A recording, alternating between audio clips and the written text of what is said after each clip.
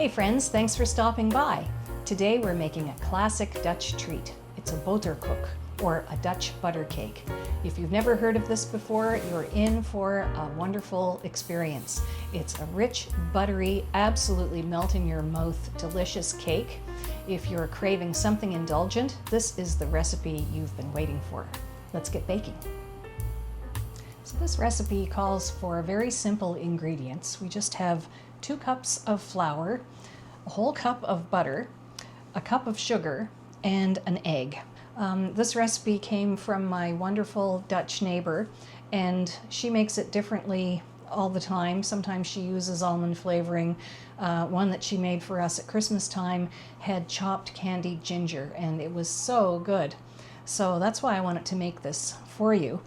If you've never had this before, it's a lot like a shortbread, but it has a lot more sugar, and I think the ratio of butter to flour is a little heavier too. So it's really buttery, it's super sweet, and even though it's simple ingredients, flour, butter, sugar, those simple ingredients come together to make such a beautiful, rich, buttery treat. I have 2 cups of all-purpose flour, and I have 1 cup of sugar, and I'm just going to mix that together a little bit. And I have 1 cup of butter that I have cut into cubes, and I've had it sitting out. You want your butter to be very soft. Unlike a pastry where you need cold butter, this butter should be room temperature, very soft. And if your kitchen is cold like it is today, it's the middle of winter, and we've been having a lot of really icy days. You might even want to wait to make this after you've had your oven on for something else so that your kitchen is warm.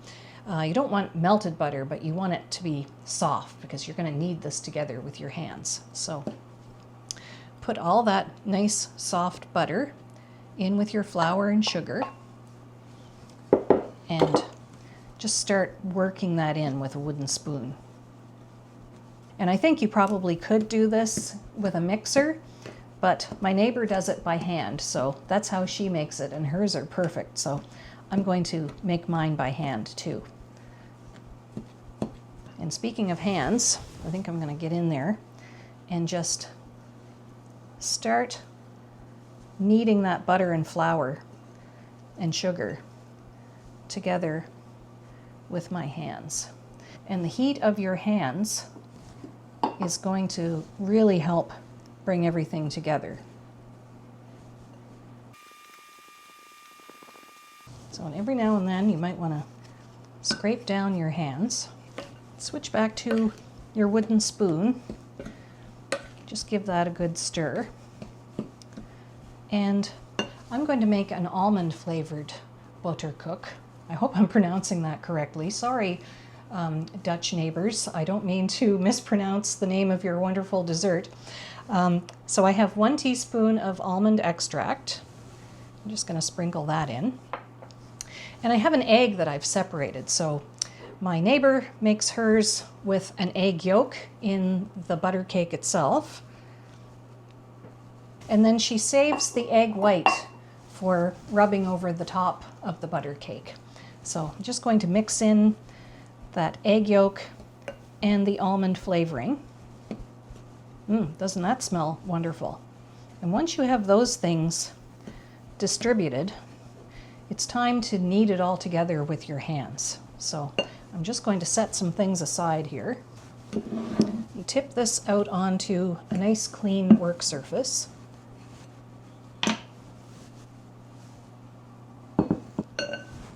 And start using your hands to bring this all together.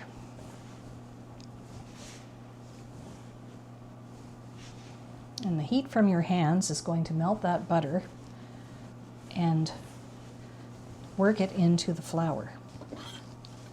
It's helpful to have a bench scraper so you can bring everything together every now and then and keep things nice and tidy.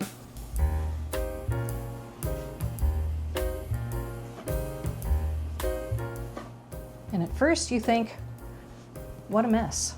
This is never going to come together. But have faith, it will.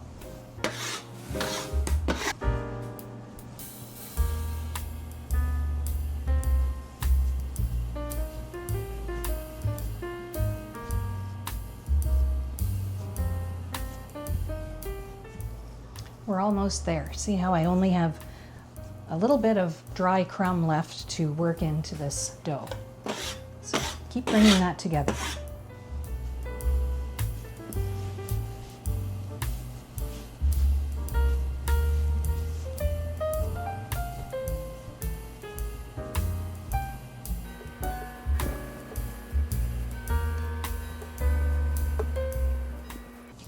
There.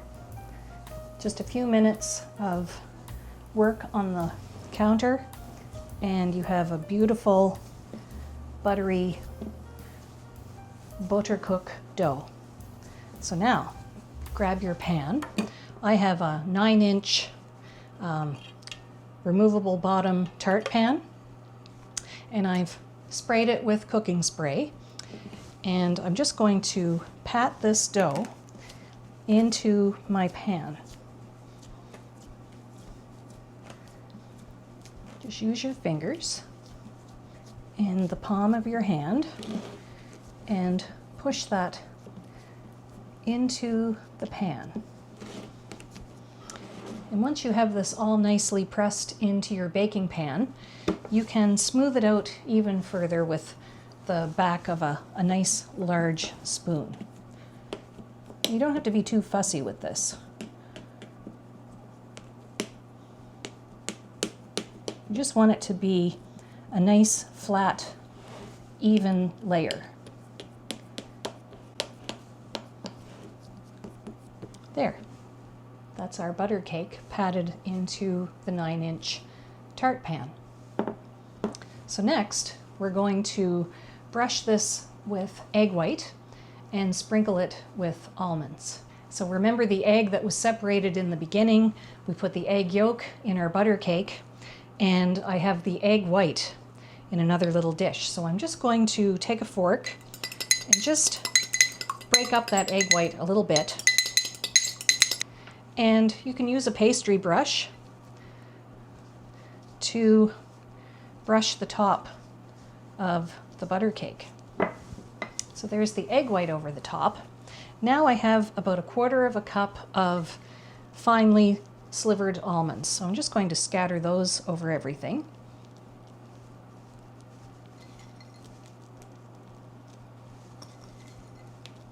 And lastly, I think a little sprinkling of sugar over the top of these almonds would be very nice. So hang on and I'll get some sugar. Not a lot of sugar, just something to make a little sweet sparkly crunch on the top. So just sprinkle it from a height. The higher you go when you're sprinkling, the more evenly distributed it will be. That was about 1/2 teaspoon of sugar. And now, because this has quite a lot of butter in it, and I'm a little nervous about some of the butter leaking out as it bakes, so I always think it's good to have something underneath this. So I have a little pizza pan with some baking parchment, and I'll just put my tart on top of that, my tart pan. And I have my oven preheated to 300 degrees Fahrenheit, and we're going to bake this for about 30 minutes, but check it at 20-25 minutes. Every oven is different, every pan is different, and you know your oven best. So start checking this at 20 minutes, 25 minutes. It may take the whole 30 minutes, but this is better when the interior of the butter cake is just still moist. You want it to be nice and golden, but it's absolutely scrumptious when the interior is not dry and crumbly, but just slightly moist. And when we cut into it, we'll see if I've succeeded in achieving that perfect result. So into the oven, up to 30 minutes, but we're going to start checking it at the 20-minute mark, 25-minute mark. Wish me luck. Our butter cake has been baking for just under 25 minutes, and it's looking very golden, and the kitchen smells amazing. So I think we're close to done if we're not done. So let's check it. That's looking very good. And it's slightly puffed on the top. Very golden around the edges. And I can see that some of the butter has leaked out, so I'm glad I used this pan as insurance. Who wants to clean up their oven? I don't.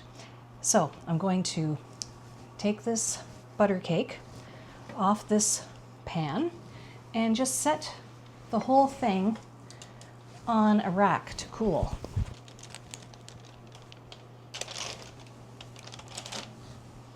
So I'm going to give this about 10 or 15 minutes to cool in the pan, and then I'm going to see if I can lift off these sides and release the cake from the tart pan. So just be patient. Another 10 minutes of cooling, and we'll see if we can unveil this little beauty. Our Dutch butter cake is cool and ready to cut into. So I've put it on a nice cutting board, and I've got some sturdy knives here. This will take a little bit of firm pressure to make your slice. So we're going to slice it into fairly petite triangles or wedges. So I'm going to just start here. And as I mentioned before, this is similar to a shortbread, but a Dutch butter cake or Boterkoek is a lot sweeter and richer. So I think your diamonds or your triangles should be quite small. How about another one? So I'll just lift a piece out so I can show you. Hopefully I can get it out without breaking it. Yes, here we go. Yeah. Look at that, so beautiful. Very buttery and moist on the inside. And that's what I was saying about taking care not to overbake it. You want it to be sort of rich and fudgy and buttery on the inside. That's when it tastes the best. So I'll just break it apart so you can see the texture. Yeah, very, very buttery and short. So nice. I should have made a pot of tea, but we're going to taste this first. So lovely. It's because I put almond flavoring in this, it has sort of an almond fudgy taste. Very buttery, very sweet, very rich. This is perfect with a cup of tea. Anytime you want something a little sweet. I have sprinkled mine with slivered almonds. You can do anything you want with this. Some people grate some lemon zest into it. My neighbor at Christmas time put chopped candied ginger in hers, and that was absolutely scrumptious. I might do that next time. But this is a beautiful, easy to make recipe. As long as you have butter, flour, and sugar, you're off to the races with this Dutch butter cake. So I hope you enjoyed this recipe. Let me know in the comments if you make it and how it turned out for you. And I hope I'll see you here again next week. Bye for now.